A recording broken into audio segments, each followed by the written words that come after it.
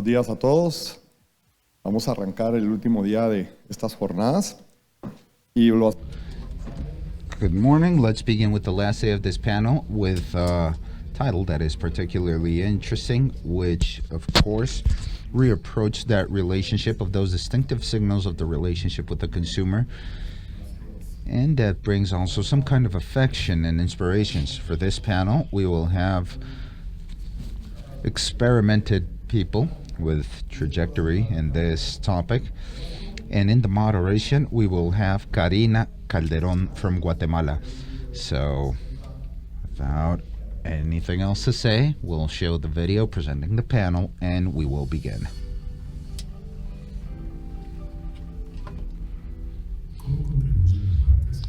How do brands contribute to shape a better society? Ligia Helena Borrero from the National Federation of Coffee, Colombia. Erika Starost from the ASIPI Group in Peru. The moderator, Karina Calderón from Legalsa, Guatemala.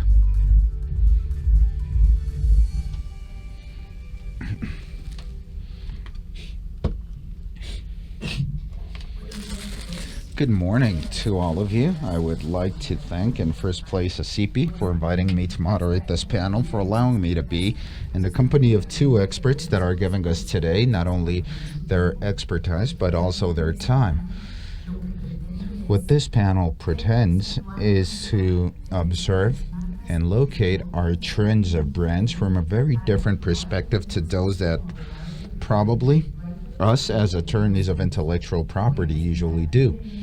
I will be presenting briefly so you might know a bit more of what each one of these great women with experience can give us on this day, and so you might know what they have done throughout their trajectory, professional trajectory. This is very brief, but with Ligia Helena Borrero, thank you very much for coming. She comes on behalf of the National Federation of Coffee from Colombia, one of the most emblematic products of this country. She is a lawyer specializing in socioeconomical sciences and law of societies of the Pontificia University of Colombia. She also has a specialization in civil law on behalf of the University of Paris. She has a master's degree in management of social security systems from the University of Alcalá de Henares, Spain. And she also has 35 years or more of professional experience. Therefore, I honestly believe that sharing with us in these topics, she'll give us a lot of experience and a lot of knowledge. Thank you very much, Ligia, for being with us. I will be presenting Erika. Erika, thank you for being with us. Even if Erika is much more young than us, she also has a broad experience in many other topics. She is an attorney from the University of Lima. She has an LLM from the University of Madrid, from the University School, i.e. she's a specialist in taxes in a tax degree from Lima, and she is an in-house lawyer for more than 15 years from different companies around Peru. Today, she is with us as the global manager of the multinational of beverages, Grupo ANG, who we also want to thank for all the collaborations that they have done on behalf of, or for the different projects that have been done for ASIPI. Erika, thank you very much for sharing your experience, and I'll give the word to Ligia so she might share with us her kind presentation. Good morning to all of you. First of all, I want to thank you for this wonderful invitation. I certainly do expect that Medellín and Colombia has received you with that heart and that warmth that are features of the Paisa race and the Colombian people. I love being here, being able to talk with you about something that is felt from the heart. And when you talk about intellectual property, that you look at school, all these topics that are usually in rooms in our topics of that apply a lot of technicalities, sometimes you could lose the focus of, well, why do I have to register this brand and these classes so this other one doesn't borrow it or that other one doesn't take it from our hands. Sometimes we lose the sense of what's the purpose. Therefore, I would like to explain why it's been useful for 540 families, coffee culture families. Why has that brand been important? Families that produce with their work, selecting one-to-one the different levels of coffee where you can taste the cumbre variety just out here. And now, excuse the hotel, don't drink the one from the hotel, drink the one that's outside, because that's a great coffee. And aside of that, after that party we had yesterday, that coffee will make wonders. So this invitation that was given to be able to talk about a social topic is precisely what the National Federation of Coffee Growers, what they have done throughout the years. And I would like to start this presentation with this wonderful image. This image is of the Cerro Tusa, the Tusa Hill. And if you look at the inspiration of the triangle of our symbol of our brand, it will be projected around this. And this is in the southwest of the region of Antioquia, close to Venecia. And we were inspired by these mountains because it was here in Antioquia where a group of people from Antioquia in 1927 had that vision of creating the National Federation of Coffee. There were no women by that time. They were all home. But I think that they were just waiting to take their part. And these are the mountains where the best coffee of the world is cropped, which is the Colombian coffee. We associate it around the federation, and people say, federation, what is a federation, Juan Valdez? What does it mean? What do those names mean? We have a great NGO. We have a person with juridic right, that is the National Federation of Coffee, Federación Nacional de Cafeteros, and it has a form of a guild of coffee producers. It's not of the people that work in toasting or exporting. It's the people, it's for the people that are in contact with the soil, that grow the coffee. It's a democratic, participational group, pluri-ethnical and pluricultural. That's there in our rules, in our guides. We know that Colombia is in the corner of Latin America, surrounded by two oceans, and we are the result of a fusion of different races of the world. And as a mission, we procure for prosperity and the general interest of the coffee producers. This federation that was born in 1927, as I mentioned,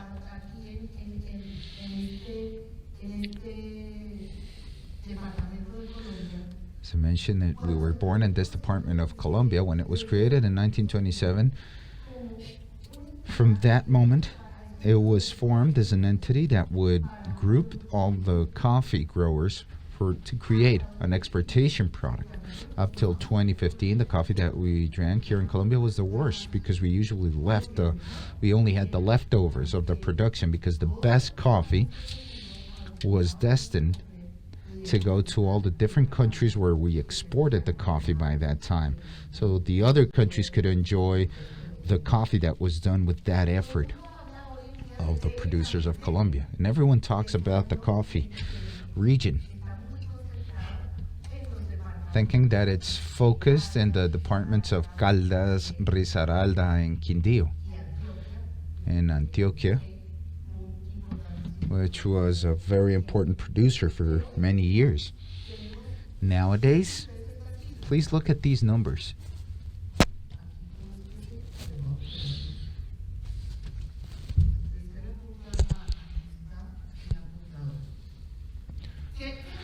Okay, so what are we looking at? We have 542,000 producers. This is the map of Colombia.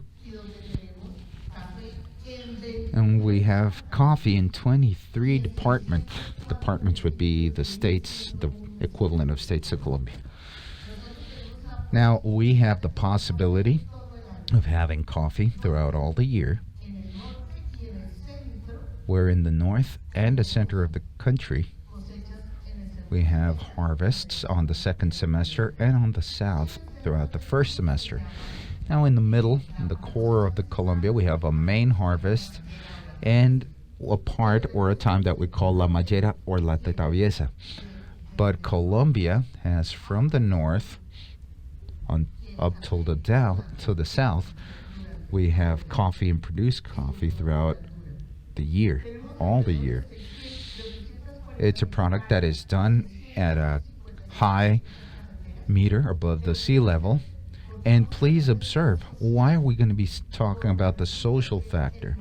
Because 96% of coffee producers are small. They have less than 5 hectares. And more or less, half of them have less than a hectare. These are very small producers, and it's due to many reasons. This has been produced is the outcome. These lands come through inheritance from father to son, and sometimes the land starts shrinking, but also because of the displacement towards the south, where we didn't produce coffee before. The Colombians, with their structural topics of a country, with the inequality, poverty, and well, the tragedies that I believe we have in our continent, these people found in coffee a possibility of having a way of producing that brings them pride. And you don't know how you can feel when you see in the face the joy of these producers when they're taking their coffee outside of the country. So it generates the 11% of the GDP in agriculture and 12% of the total GDP. 66% is on semi-shades. Well, at the sun in the shades, 31, in complete shade, 44. So that's why we have the different qualities. It depends on how the sun is hitting the grain. And in varieties, 85% is cropped in resistant variants, especially Turroya. And when we make the complete investigation that is done in Colombia, it allows us to save in Colombia $268 million per year without using fungicides, because as we have varieties that have been developed, they can have a resistance against these plagues. Los 40,000 productores de café. From those 540,000 producers of coffee, we must take into account that 2.4 are teenagers or young people that are between 18 and 28 years old. And these are dramas that we collect, and we use intellectual property to work with them. The youth in Colombia like to call about this generational matching or linking, when you go from the hands of their fathers to their children. And we also have almost 74%. We have 30% of women that are producing, and 74% that are producers that are in the most vulnerable part of the population. But from there is that we derive the sustain of their lives. So this National Federation of Coffee generated or used the topic of intellectual property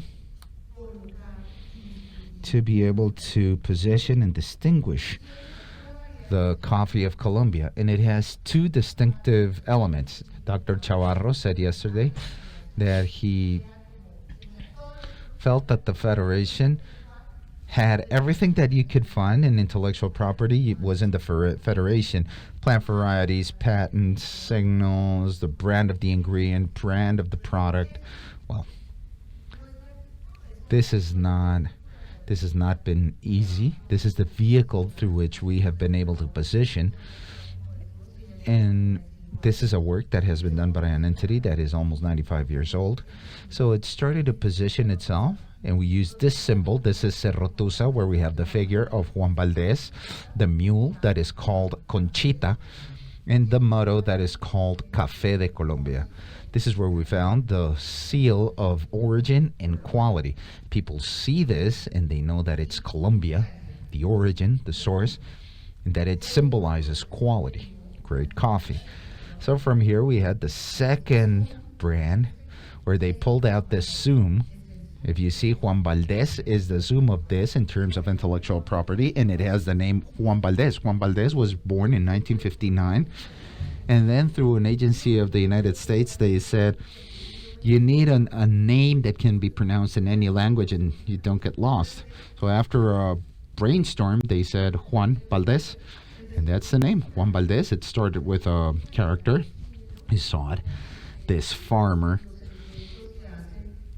this producer, with the elements that define this farmer, this producer, the arriero, with his hat and his poncho. And they pulled this out, and this is the symbol that was delivered to a society that is called Procafecor, which is the store of the Colombian coffee producers, where we serve the coffee of Juan Valdez plus all its products. And finally, we have Café Buen Día, which is the brand that identifies the best lyophilized coffee. The only plant that produces this kind of coffee is in Colombia, in Chinchina. It's the fabric of Buen Café, where they make this coffee. They make this soluble kind of coffee through this lyophilization process. And all of this are assets of 540,000 families of Colombia. And each time that you drink a coffee from Juan Valdez, you'll have a royalty that goes directly into the fund of the coffee producers of Colombia. And with this, in each one of the departments that produce coffee in Colombia, they will use these royalties to create roads, schools, all the research to be able to make coffee more sustainable. Que a nivel internacional se conoce. This program that internationally is known. Este es el programa 100%. This is the 100% program called like that. Nowadays, more than 780 brands use this throughout the world, where the owners of the brands request to be certified in quality and origin, and they can use this seal in their stores. They have to fulfill the requisites. That's why when you go to the supermarket, you must look that if it has this, is because it's been tested in terms of quality, origin, and it's Colombian coffee. There might be others that don't have this, but they cannot be called Café de Colombia.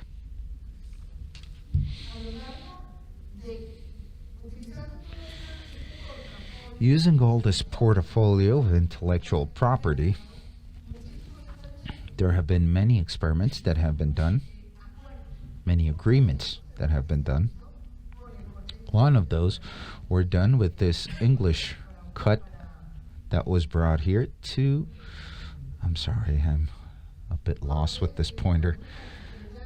So we brought him so you can see where the coffee is around the world, where we start involving the social aspect. Each coffee, what inspires the consumer is to not only know that there's a coffee, but there's also a history behind this coffee. And those stories behind the coffee are the ones that start telling within that map of Colombia that you saw from north to south. Behind each coffee, behind one of those mountains, there was a coffee that made a company, a restaurant, a toaster to fall in love, that made a sommelier to fall in love, and they want to exhibit and show it around the world or in a place of the world. And they say this coffee comes from this story. And this is where Doris Mercedes Prada Castillo and her farm, here it is, the person that buys that coffee, can go back to the source where the coffee is harvested, and they can read their story. Now, this portfolio has the topic of the triangle with the products that we have with the different brands. And the store of Colombian coffee growers is developed through a company that belongs to la Federación Nacional de Cafeteros with more than 18,000 coffee growers that bought assets. That society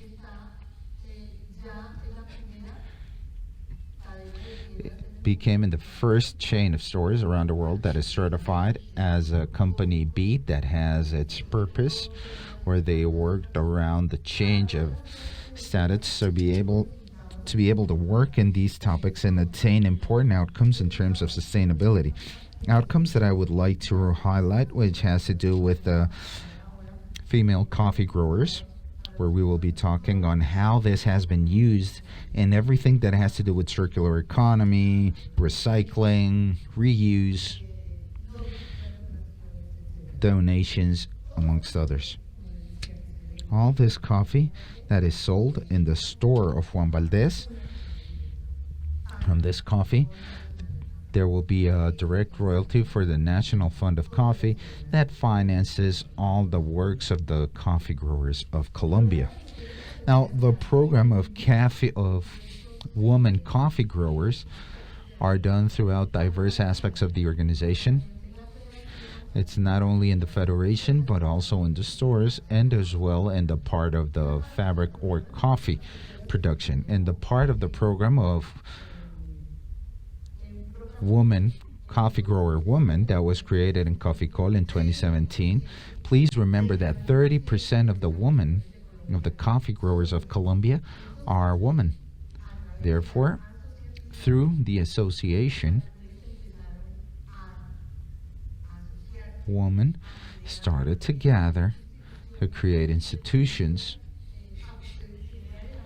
that could generate the support amongst them and be able to create a coffee of women producers that you can find in the stores of Juan Valdez. They select their coffee, and what's behind all of this, well, you might know that as women, we will never be able to have an independence or a special place if we don't have economical autonomy. Without this, all the rest is just literature and storytelling. Only with money in our pockets that is ours and being able to dispose of them, that gives us a real autonomy. So you don't imagine how that process of transformation of women has been, because I was there when we formed an association at the north of Colombia. And there were men who were beginning to do they were building a women's association, and then they would say, now who's going to tolerate them? Who's going to take care of the kids? Who's going to be at home? Who will do this and that? And others would say, look, I was able to come because I was given permission to be a part of the association, is what they would say. And so imagine that this is something we've experienced throughout the country. And so these women are making these women's coffee. There's a great demand throughout the world for coffee made by women. Behind all of this, there's a series of, or there's a set of social activity and transformation. And this is the Juan Valdez generation. We can see the packaging, the colors, everything around digital transformation. This is produced by young people in the department that they're from. I'm from Huila, from one of the departments in the south. Huila today is the leading coffee producer in Colombia, which surprises people. And the first municipality in production is Pitalito. And so the next time you come, you should visit Pitalito and the San Agustin ruins. You will be surprised by how beautiful it is. We have a coffee region in different parts of the country. You've seen we have coffee all throughout the country and all throughout the year. Regarding the country itself, using the blockchain,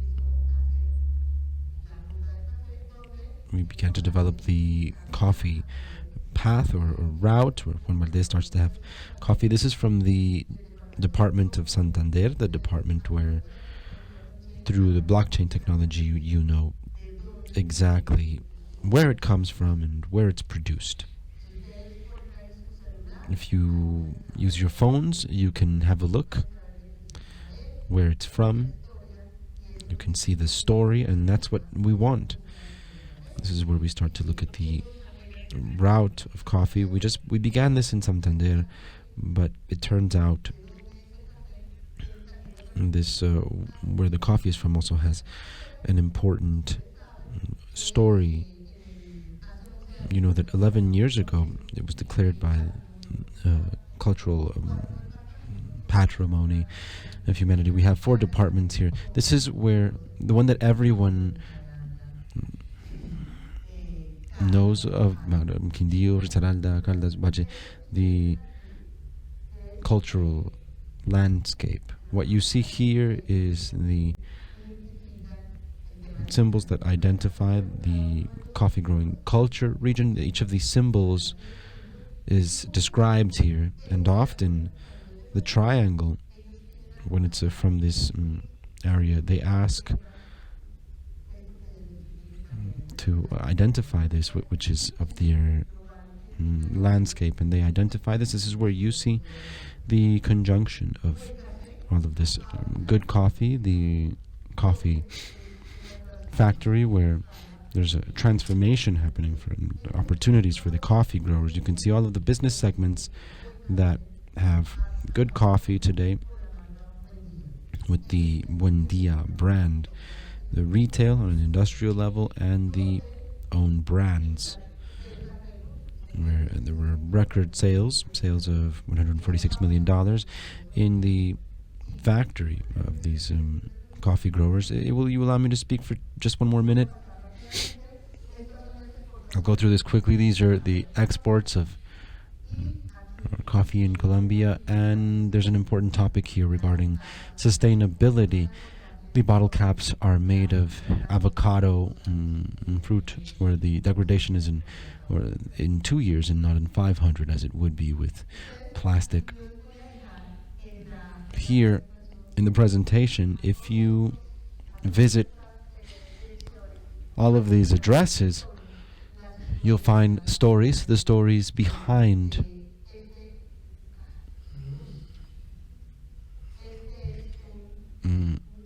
okay, this is a man from Sonson, Antioquia, where they put together a group of 11 young people who were innovating with special coffees and controlled fermentation to make a spectacular coffee. They make a living through this, and this is a 23-year-old leader. She's been selected as a leader of the municipal committee of a municipality in Tolima. 23 years, and she's a leader. And there's another from Umbria, where he lives in his home and has a business around technology and innovation. These are stories of young people, but I'd like to conclude my presentation with a video that I want to be played of a coffee grower in Cauca who won a distinction as a heroine of coffee. If you'll play the video that I'd like to use to close the message from the 540,000 families in Colombia and of the best coffee in the world.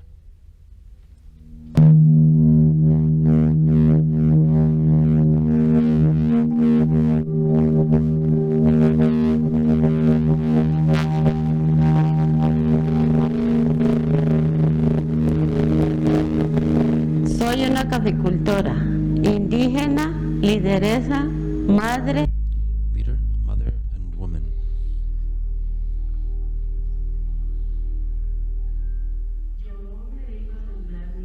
I grow my coffee.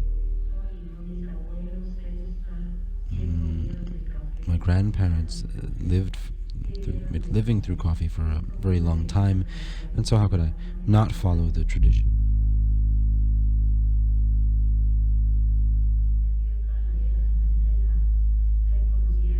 It's been the rent and the economy of our families. My childhood was challenging because I grew without a mother or father, alone.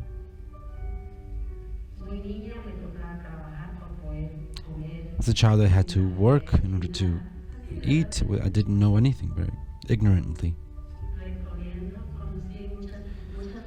I saw many places, but my childhood was in the streets. I didn't know where I was going or where I would end up. Sometimes I remember it and I laugh because of the crazy things that I did. When I came back here, I joined the meetings in the community, and this is how I started participating in everything until about 2 years after being here. I began to have to carry the stick.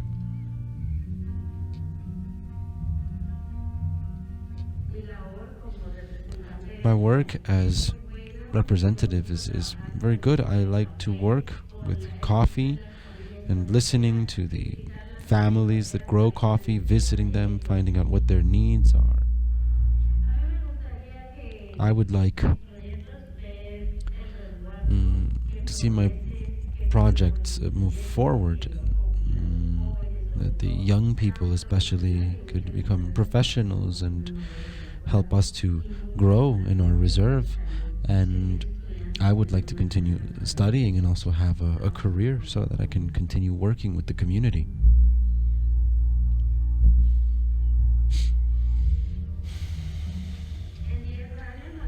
10 years. I would like to be in the traditional authority of the reserve, the ones who manage and represent the coffee growers at a state level. And I know what it means to love and respect the earth, and so I can say proudly that I am a heroine of coffee growing.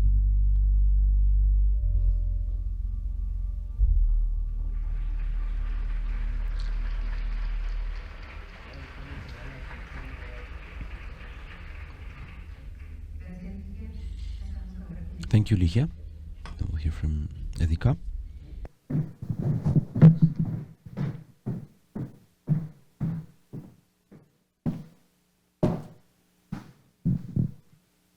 Buenos días con todos. Good morning, everyone. I'd like to begin this presentation thanking ASIPI, the Committee for Social Responsibility, for this great initiative to create a panel on such an important subject and a sensitive subject to all of us. I'd also like to say thanks for this invitation. It's a pleasure to be here with you and sharing the experience on how Grupo works towards sustainability. I'm a believer that there are only two ways to live life. We either live a life with purpose or we fill life with purpose. But in either case, we have to live that purpose with passion and at the service of others. Both elements have to be in place, because if we reflect on this, the spirit, the purpose of every human being is to be at the service of others in an authentic and consistent manner. In this opportunity, I will talk to you has created a system to be at the service of communities and have an impact on the planet. We were a traditional company. Until 2018, we decided to work on a change and begin what we call the natural revolution. With this change, we went from the right to the left to the green on the right. And so here's a suggestion for the marketing and a change of image. This is something more deep and genuine that was happening in our company.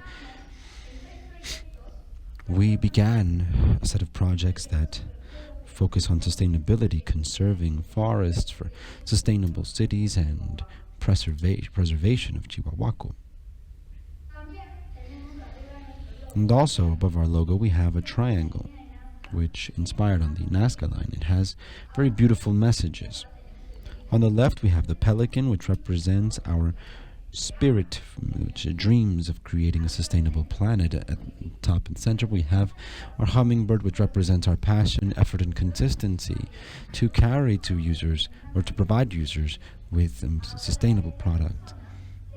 We have the Amazon, which demonstrates our flexibility in adapting to change. As you can see, it wasn't just a change of logo. We had content. And you might wonder what happened in 2018 for Grupo to decide to work on sustainability. Two things. The first, we listened to the planet. And second, we saw that there was a change in the market. In the last 2 decades, the planet has given us its most important message. Humanity must change. In the COP26 and 27, the last one in just last month in Egypt, the message has been clear. If we do not reduce our carbon emissions, there won't be anything left by 2050. This is a fact. We are facing a climate crisis and a true loss of biodiversity. We've also seen that in the market there's something different. People, when buying their products, don't just seek to acquire products that are good, but that provide health and have a positive impact on the planet. So much so that we've changed the term. We're no longer calling them consumers, but by the due to this awareness, we call them users. And we wanted to capture them. And for this reason, we have to offer sustainable products. But before I talk to you about the projects and products, I want to talk about the origins of my company. Somos una empresa familiar. We are a family company. The Añaños family began in Ayacucho, a province located in the south of Lima, in the capital of Peru. The Añaños family had an agricultural business and livestock as well, and so there's a lot of respect or love for the land until around the 80s, during a political crisis and a social crisis, because it was a time of terrorism. The family decided to begin a plant in the garage of their home. And so when many were disinvesting or leaving the country, the Añaños began a new adventure. Many analysts would have thought that the decision was crazy, because they were starting a plant in Ayacucho, which was a cradle of terrorism. But no, it was the best decision. After 34 years of that first plant in Ayacucho, we are now in over 20 countries with production plants in over 20.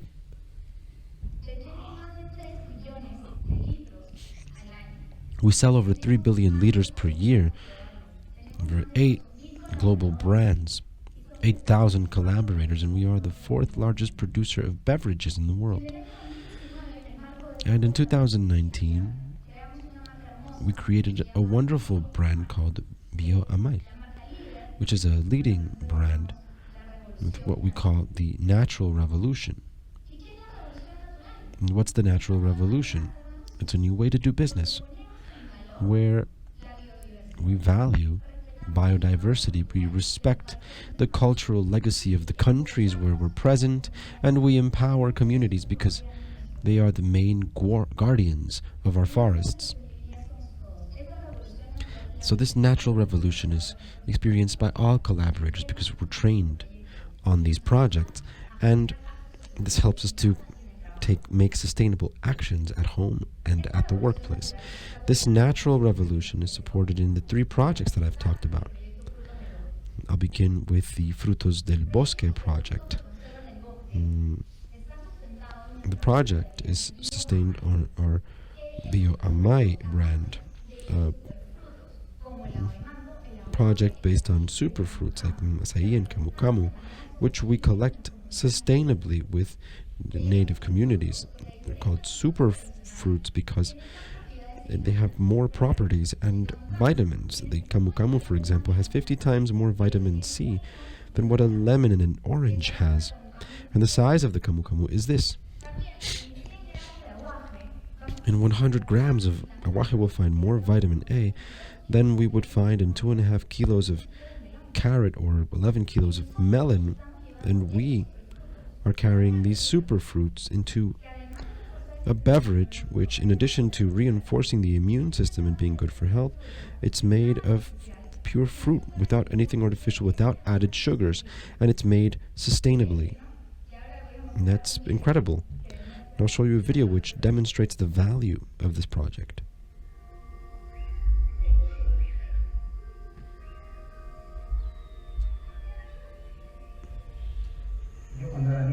When I was a child,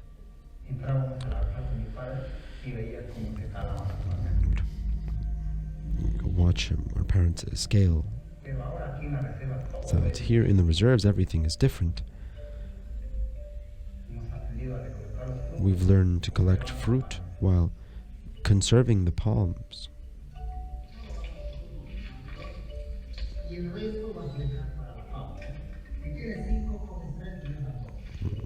Basically, if you see 5, you take 3, you leave 2.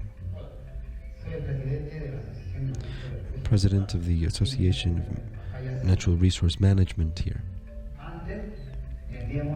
Before, we would sell at any price because in the market there was a lot of competition. Until our friends in Aje arrived. Today, we prepare healthy beverages made with pure fruit.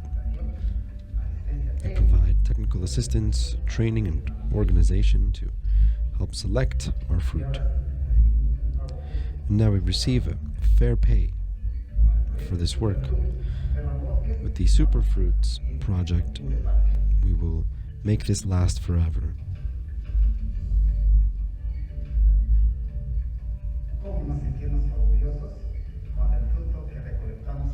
Why would we not feel proud when our fruit travels the world? We conserve our forests and improve our quality of life. Superfruits that conserve forests. This is hope for the future of the Amazon.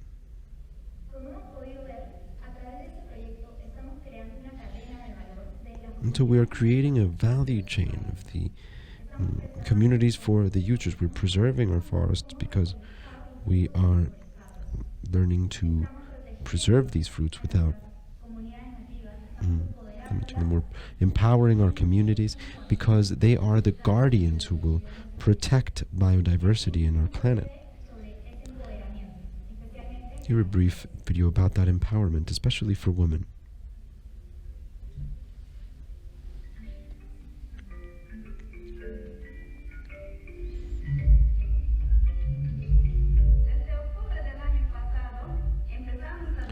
Since last year, we began to sell our camu camu.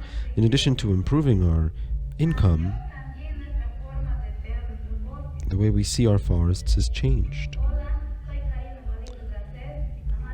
Hello, I'm the indigenous mother of the Central community in Loreto, and I represent all of the women of this beautiful community. With the Superfrutos project, we've received training and technical assistance. We have improved our harvesting method, and now we can sell our camu camu at a fair price. And with this, we can buy what we need in our homes, our rice and oil, our machete, our peke peke, and also what our children need for their schooling.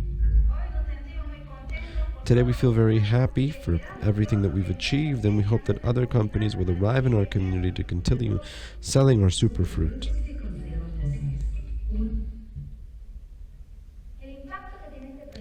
The impact that this project has is that working hand in hand with communities, we have achieved over 700,000 fruits sold, and since they're purchased at a fair price, because we apply ethics to our business, we have had over 200 families receiving direct income, and 24 native communities associated to this program receive training in order to carry out a sustainable management of our land. Where do we work? We work in natural reserves like the National Reserve, the Pacayasa Media, under supervision of the government, of course. And we obtain the aguamento from the national park. And the fruit is collected in a sustainable manner. This helps with the conservation of our bears. We have the only species on. This is the only location of an emblematic species for the planet. We're not just in Peru, we are here in Colombia, working hand in hand with the communities in the Putumayo River, where we collect them in a sustainable manner. And we have over 3,000 hectares in the Pacific forest and the Colombian forests. If we go a little bit farther, we'll also work with communities and the government in Thailand for a growing or an amaju with coconut flour. This is a nectar that is nutritional and powerful, which we want to have produced in our plant in Thailand. And we will talk about our Sustainable Cities project, promoted by our water brand, Cielo, created by us in 2001, which with this natural reduction, what we have wanted is to give it a transcendent purpose, and so we've named it the Ambassador brand of Sustainable Cities. What does it consist of? As we know, Machu Picchu is a marvel of the world. It is beautiful, located in Cusco in Peru.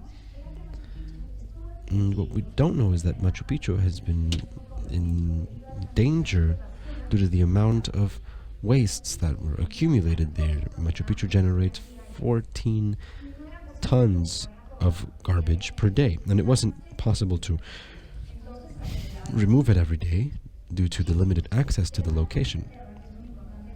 Together with Inca Terra, a hotel chain, and with other government entities, we decided to see wastes as a resource and not a problem. And we've started a system to generate this through 4 plants. A pyrolyzing plant which converts organic wastes into biocarbon, which is important and powerful for the land, which captures methane. A biodiesel plant which transforms cooking oil into biodiesel and glycerin. Now, before, the oil was wasted, it was thrown away, and this would eventually contaminate the river. This is no longer the case. Now we capture this oil, we turn it into biodiesel, which is then used by the same chain of hotels and restaurants. We have a plastic compacting plant as well, which reduces volume, and we have a plant that grinds glass as well, and we're looking for other purposes that we can give to this grinded glass. And so we've been declared a neutral city, recovering all of the carbon that we consume and reutilizing it. And Machu Picchu is committed to 40% of its diversity of flora and fauna. We want to replicate this structure of sustainable cities and how to achieve them in Thailand, in the city of Ayutthaya. We have signed agreements with public entities to generate this, to make sure that this beauty can remain this way for many more years. And so this will only be achieved if we make it a sustainable city. And together with Galapagos Conserva, which is a foundation that works on the protection of this ecological marvel, and we're going to preserve and restore the giant turtles in Galapagos Conservancy. And the last project that we're involved in is the project for restoration of the Chihuahuaco tree the Chihuahua tree is the giant of the Amazon. It's a millenary tree, and it is a collector of carbon by excellence. We're doing this with the NGO ARBI. As the director would say, what the Chihuahua does is absorb from the soil the water, take it to the soil, creating floating rivers that will go to the Andes, where they will generate rain and feed the rivers. And so part of the reason that we can have water today is thanks to the labor of these Chihuahuacos. And the Chihuahuacos can help us to have endemic species. Since it's so high in its tops, these birds can build their nests.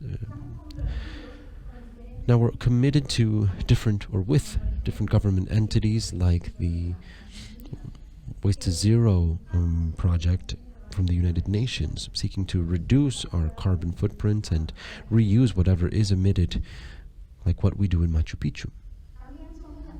We are also the only company invited to Climate Champions for COP26 and 27. We've been there and talked about our initiatives.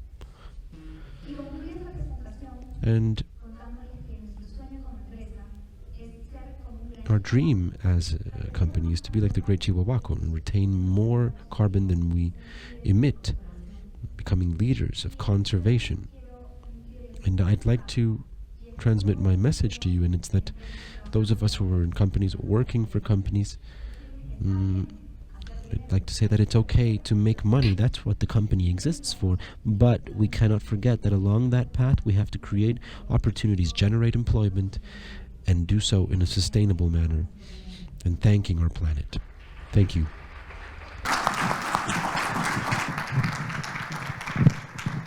Muchas gracias, Erika. Pues creo que tenemos... Thank you, Erika. I think we still have a couple of minutes to answer some questions. If someone in the audience has any, just raise your hand and you'll be given a microphone.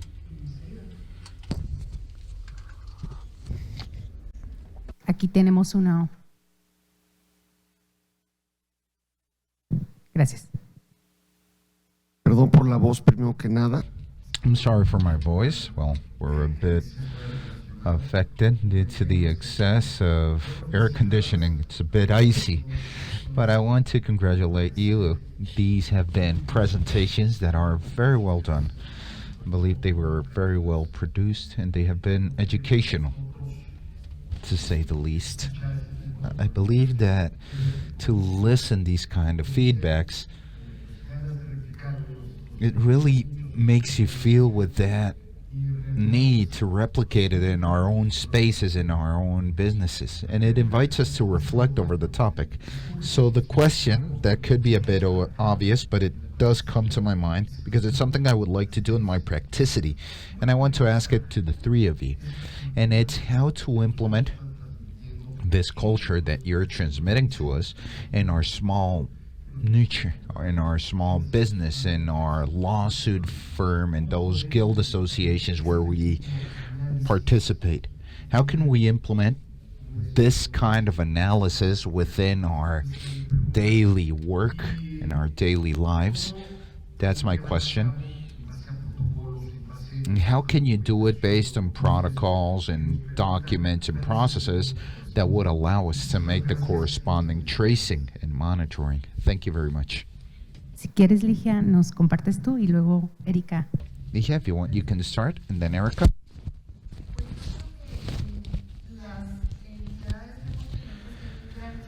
I believe that there's been a lot of effort from the entities observing what the users and consumers are requiring, what the youth and society is currently asking for. The presentation I made around the Federation says that we're doing a more sustainable world with what we do. Please look that we're not putting the word coffee, but sustainability. What is our society requiring from us that through an economical activity, we can not only generate an income for the people to live, but also to have a prosperity income going towards prosperity. That's our destination. So in the law firms, this is something I mentioned at the beginning. Probably this topic of intellectual property becomes in something mechanic, something that involves a lot of number, a lot of code, a lot of formalism. But I do believe that nowadays, understanding this, you might find the ways where through all the tools that intellectual property brings and protection of rights for something brings, not only to feed a balance or a state of acquiries or losses or assets and passives, but the idea is to also think for the people that we're producing, how can we bring a more prosperous way? And I believe that if we find a click between the council of lawyers versus what the company is looking for, I believe you will be able to create your own portfolio. I, for example, dream with you guys coming to say that to the Federation that through this intellectual property tool, we can create a more sustainable way with the best that Colombia has, that is, it's coffee. Erika, thank you very much, Ligia. Thank you, Jose Juan, for your question. So in AGE, they have taught us how to recycle. We're a company of lives. We should be friends of plastic, but we know the damage that it makes, and we also have a recycling plant. And this recycling action can be done in each household. It can be a bit tedious at the beginning, but you have to enroll on it and do it. There's no other alternative. And also support the acquisition of conscious products. We have to become in those users that are really looking at the traceability of those products or those goods that we're acquiring.